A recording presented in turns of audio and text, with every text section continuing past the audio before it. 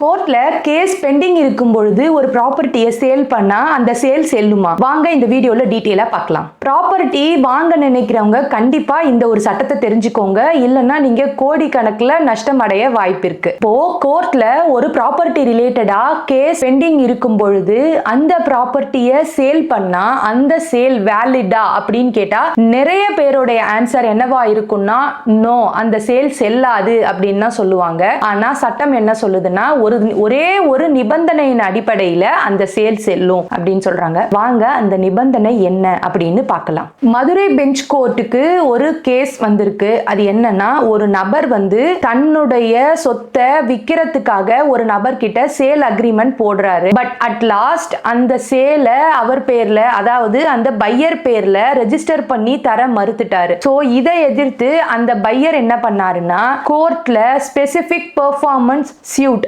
அப்படிங்கிற ஒரு கேஸை ஃபைல் பண்ணிருக்காரு. சோ இந்த கேஸ் நடந்துட்டு இருக்க மீன்வைல் டைம்லயே அந்த செல்லர் என்ன பண்ணாருன்னா வேற ஒருத்தருக்கு அந்த ப்ராப்பர்ட்டியை வித்துட்டாரு. அந்த ப்ராப்பர்ட்டியை வாங்கின பர்சனும் இன்னொரு பர்சனுக்கு வித்துட்டாரு. சோ இத தனியா கருத்துல கொண்ட நம்மளுடைய மாண்புமிகு நீதிமன்றம் ஒரு தீர்ப்பையும் கொடுத்திருக்காங்க. ஸ்பெசிபிக் பெர்ஃபார்மன்ஸ் அடிப்படையில முதல்ல வழக்கு தொடர்ந்த நபருக்கே அந்த ப்ராப்பர்ட்டியை ரெஜிஸ்டர் பண்ணி தர சொல்லி ஆர்டரும் போட்டிருக்காங்க. அதுக்கப்புறம் வாங்கினவங்க அந்த சொத்தை நாங்க தான் உண்மையா வாங்கியிருக்கோம், முழு பணமும் செலுத்திட்டோம், எங்களுக்கு கோர்ட்ல கேஸ் நடக்கிறதே தெரியாது அப்படின்னு நீதிமன்றத்தோட தீர்ப்புக்கு எதிர்ப்பும் தெரிவிச்சிருக்காங்க. அதுதான் இங்க ரொம்ப ரொம்ப முக்கியமான விஷயம். இங்கதான் நம்மளுடைய மாண்புமிகு நீதிமன்றம் ஒரு சட்ட கொள்கையை பின்பற்றி இருக்காங்க. அது என்னன்னா டாக்ட்ரைன் ஆஃப் லிஸ் பெண்டன்ஸ் அப்படிங்கிற ஒரு கொள்கையை கடைபிடிச்சிருக்காங்க. லிஸ் பெண்டன்ஸ் அப்படிங்கிற லத்தீன் மொழி சொல்லுக்கு நம்மளுடைய தமிழ் வார்த்தையில வழக்கு நிலுவையில் உள்ளது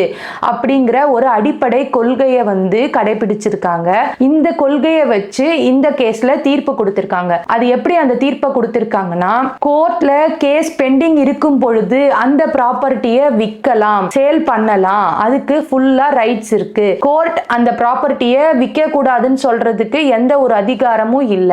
ஆனா வழக்கோட இறுதியில கோர்ட் என்ன தீர்ப்பு சொல்லுதோ அந்த தீர்ப்புக்கு அந்த ப்ராப்பர்ட்டியோடைய சேல் கண்டிப்பா உட்படுத்த வேண்டும் அப்படின்னு சொல்லியிருக்கு. சோ இந்த அடிப்படையில ஃபர்ஸ்ட் சேல் அக்ரிமெண்ட் போட்ட அந்த பையருக்கு இந்த ப்ராப்பர்ட்டியை ரெஜிஸ்டரும் பண்ணி தராங்க இந்த கோர்ட். அதுக்கப்புறம் தான் லாஸ்டா எக்ஸிகியூஷன் ப்ரொசீடிங்ஸ் அப்படிங்கிற ஒரு ப்ரொசீடிங் வருது. அதாவது எங்களை அந்த ப்ராப்பர்ட்டில இருந்து வெளியேற்ற முடியாது அப்படின்னு ஆர்டர் நம்பர் 21 ரூல் நம்பர் 97க்கு கீழே கோர்ட்டோடைய தீர்ப்பை எதிர்த்து எதிர்ப்பு மனு தாக்கல் செஞ்சிருக்காங்க. அதுக்கு பதிலடி கொடுக்கிற விதமா நம்மளுடைய நீதிமன்றம் என்ன தீர்ப்பு வழங்கியிருக்காங்கன்னா, ஆர்டர் நம்பர் 21 ரூல் நம்பர் 102க்கு கீழே வழக்கு தொடங்கிய பிறகு வாங்கியவர்களுக்கு இந்த பாதுகாப்பு கிடையாது அப்படின்ற ஒரு அடிப்படை கொள்கையில முதல்ல சேல் அக்ரிமெண்ட் போட்ட நபருக்கே அந்த சேலை ரெஜிஸ்டர் பண்ணியும் வச்சிருக்காங்க.